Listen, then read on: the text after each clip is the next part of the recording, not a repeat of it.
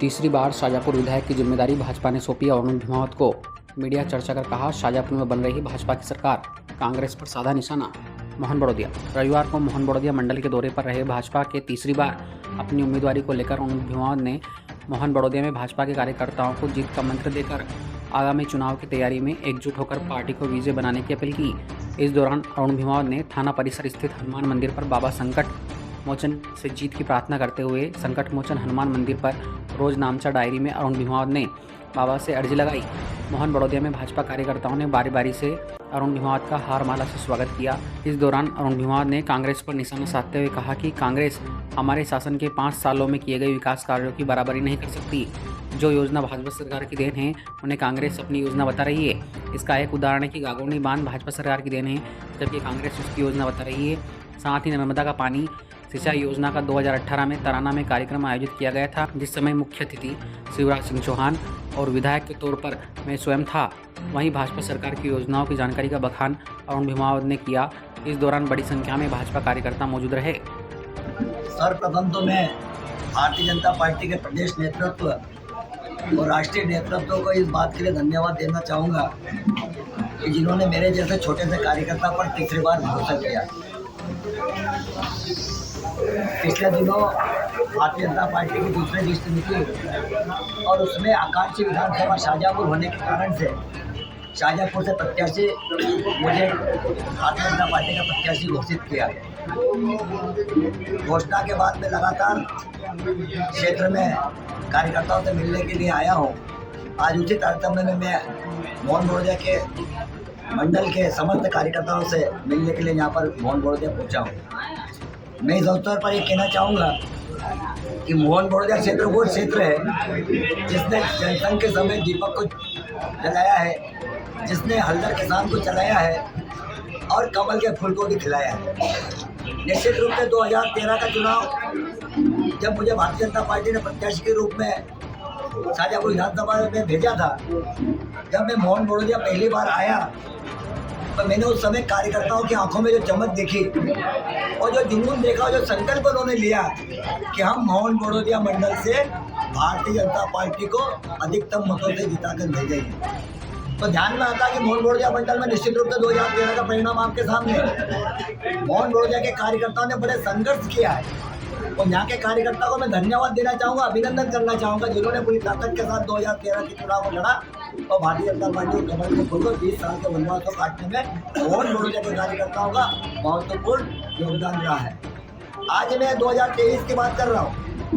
निश्चित रूप से 2023 में फिर से भारतीय जनता पार्टी ने मुझे अवसर दिया है और भारतीय जनता पार्टी के कार्यकर्ताओं में जो उत्साह ग्रामीण क्षेत्रों में, नगर क्षेत्रों में दिखाई दे रहा है, मैं दावे के साथ कह सकता हूँ कि 2023 में 2013 की पुनरावृत्ति होगी और भारतीय जनता पार्टी का कमल का फूल शाजापुर से खिलकर रहेगा। प्रदेश सरकार की जन कल्याणकारी योजना लगातार 18-19 वर्षों से जिस प्रकार से भारतीय जनता पार्टी के यशस्वी मुख्यमंत्री शिवराज सिंह चौहान साहब ने जिस प्रकार से गरीबों के लिए हित में योजना बनाई है, उसका लाभ जनता तक पहुँचा है, हितग्राही तक पहुँचा है। वही दूसरी तरफ केंद्र सरकार हमारी भारतीय जनता पार्टी की है और उसके नेता प्रधानमंत्री आदरणीय नरेंद्र मोदी जी जो विश्व के नेता है, उनकी जो गरीब कल्याण की योजना है वो निश्चित रूप से हर वर्ग को नीचे तक पहुंचाने में भारतीय जनता पार्टी के कार्यकर्ताओं ने महत्वपूर्ण भूमिका निभाई है। शासन और प्रशासन दोनों ने मिलकर कार्यकर्ताओं की टीम के साथ हमने जिस प्रकार से योजनाओं को धरातल को उतारा है, निश्चित रूप से हितग्राही की आंखों में चमक, गाँव में हम जब जनसंपर्क के लिए जाते हैं तो उनकी आंखों में चमक दिखाई देती है और सिर्फ एक ही आवाज़ निकलती है, चाहे वो युवा हो,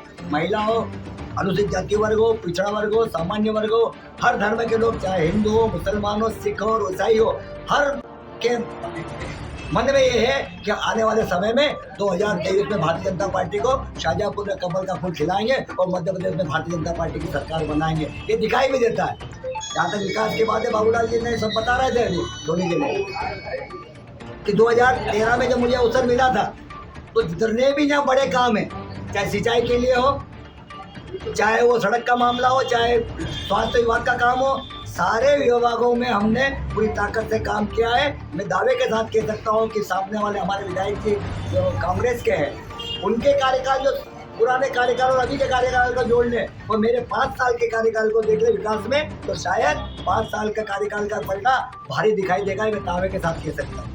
रही बात अभी आपने देखा होगा माननीय हुकुम सिंह जी करारा जी ने एक सीढ़ी निकाली और उन्होंने कहा कि गागोरनी बांध मेरी देन है।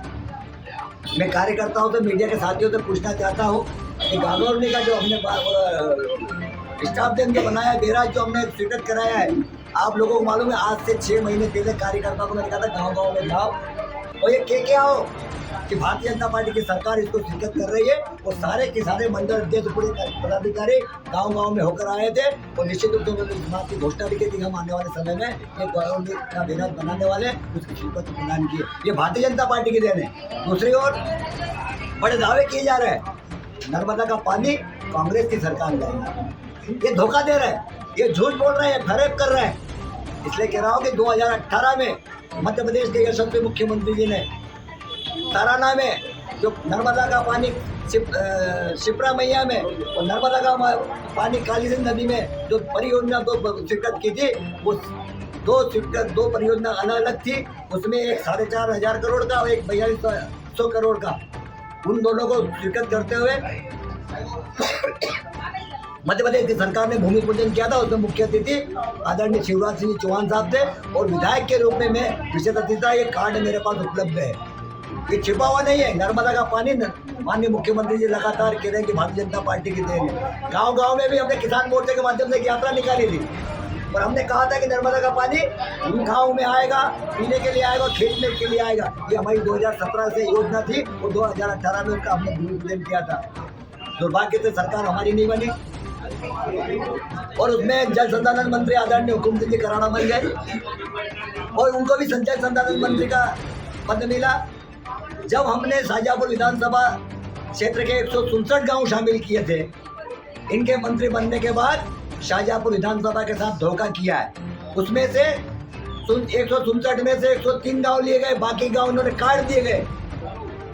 ये धोखा किसानों के साथ किया है, यहाँ की जनता के साथ किया है। ये जनता को आपके माध्यम से मैं बताना चाहता हूँ।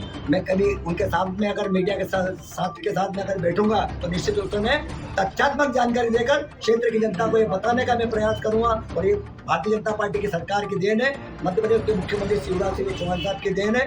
निश्चित रूप से ये योजना नर्मदा परियोजना का पानी जिस प्रकार से गाँव में आ रहा है, पीने के लिए आ रहा है, किसानों के लिए आ रहा है, ये शुद्ध रूप से भारतीय जनता पार्टी सरकार की देन है। आपने देखा होगा कि मोहन बड़ौदिया में जब 2013 के पहले की हालत आपने देखी होगी, यहाँ पर ना तो कॉलेज था, ना यहाँ पर एक मांगलिक भवन की भी व्यवस्था नहीं थी। बड़ा क्षेत्र है, मुख्यालय है यहाँ पर अगर सामान्य व्यक्ति को अगर कार्यक्रम करना हो तो कहाँ पर जाए।